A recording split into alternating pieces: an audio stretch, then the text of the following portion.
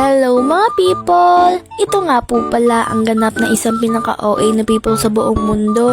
Huy, hindi magiging ganun be. Hala, napaka-OA. So, nagbabalik naman tong tao na to. May vlog na naman nga rin talaga tong tao na to. So, bago nga lahat ng mangyayari or bago nga lahat ng ganap natin for today's video, ayan guys, maglalagay muna nga tayo dyan na like soothing gel siya. Like parang skin prep ba? Hala, nag-skin prep na siya. So, samahan niyo muna ako mag-get ready with this. Dahil sasabihin ko na nga rin talaga kung saan nga rin talaga pupunta ang tao na to. Kasama ko nga rin talaga dyan si mama ko and sa lola ko nga rin talaga. Dahil magsisimba nga rin talaga tayo for today's video. Dahil Good Friday nga po pala sa mga araw na yan and hindi nga po pala ata misa yung pinunta namin sa simbahan kasi guys, maghahalik nga lang po pala kami dun sa may imahe ni Jesus nga po pala yung nakapako siya sa krus. Pero hindi ako sure dahil nagpunta kami sa simbahan like late na nga po pala tapos sobrang dami nga rin talagang tao sa loob kaya late na nga rin talaga kaming nakapasok at naabutan namin marami nga po pala nakapila dun sa may image ni Jesus Tapos Christ. After nun magpo-procession nga po pala din kami mga be. And nung Wednesday nga po pala nag-procession nga rin talaga kami kaso wala nga rin talaga akong vlog no. And alam nyo ba habang nagpo-procession nga po pala kami meron nga rin talaga nasusunod sa aming mga bata tapos guys naririnig ko yung ka-people na word kaya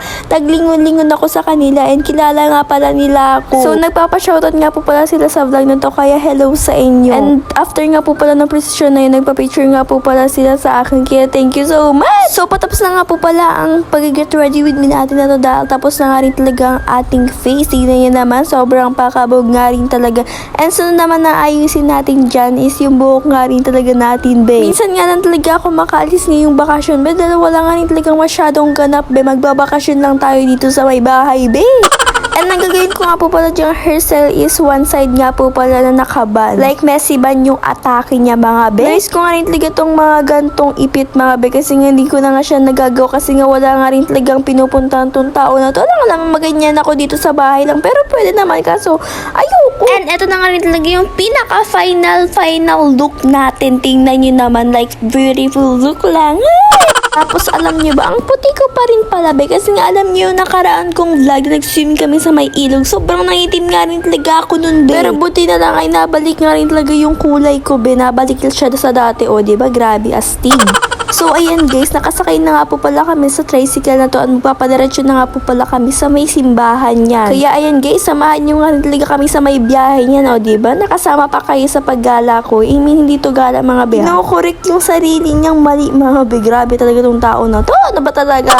And ayan guys, dito nga po pala kami pupunta sa may St. John nga po pala. And ayan guys, nasa labas nga lang kami niyan be. Kasi nga sobrang daming tao sa loob. And maya-maya na nga po pala kami niyan nakapasok nung medyo unti na nga rin yung tao yung nagsialisa na yung ibang tao mga be. And nakapila na nga po pala kami dyan para makapaghalik doon sa sinasabi kong image ni Jesus Christ na nakapako siya sa krus mga be. And after nga po pala nun, ayan, bibili nga kami dito ng kandila guys para nga rin talaga sa may procession nga nagaganapin mga be after nga rin talaga nung pagpunta namin sa simbahan. And guys, nakikita nyo na sobrang dami na nga rin po pala dito sa labas ng simbahan ng mga santo mga be. At kasi guys, maya-maya na nga lang talaga magsisimula yung procession be. Pero like mga gabi na siya magi-start. And kasama nga din namin dito sila sa bana be. Kaso hindi nga talaga siya pwede magsama sa procession be dahil mapapagod nga talaga ang batang ito. Sobrang dami nga rin talaga ng tao sa araw na yan be. Kesa nung Wednesday nga po pala nung nag-procession kami. Pero mas madami nga rin talaga ng tao dito. I mean, mas madami yung tao sa araw na to. And tingnan nyo naman guys, gabi na nga po pala sa mga oras na yan. Tapos magsisimula pa nga talaga yung procession niya. So dito nga lang kami sasama sa pinakauna para nga rin talaga mabilis matapos para din mabilis kami makauwi mga be. Kasi sobrang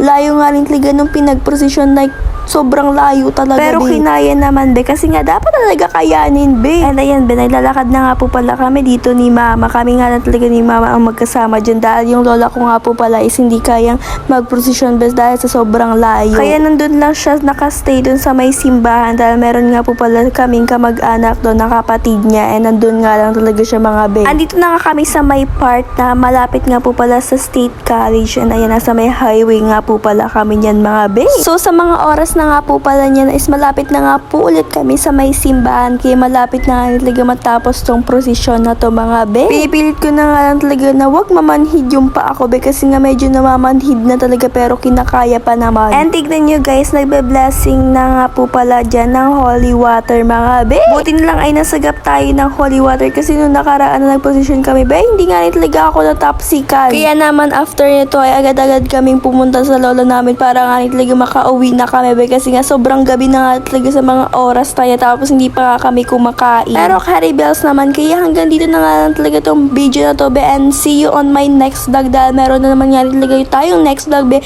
Sorry kung late na nga rin talaga na voice over tong vlog na to kasi be linggo na nga rin talaga nung bina-voice over ko na to tapos Friday pa tong vlog na to ay grabe talaga. Kaya babay na talaga mga be, babay na be. Salamat sa panonood mga people. Magugubi na nga talaga ang pinaka-OA ni people sa buong mundo be.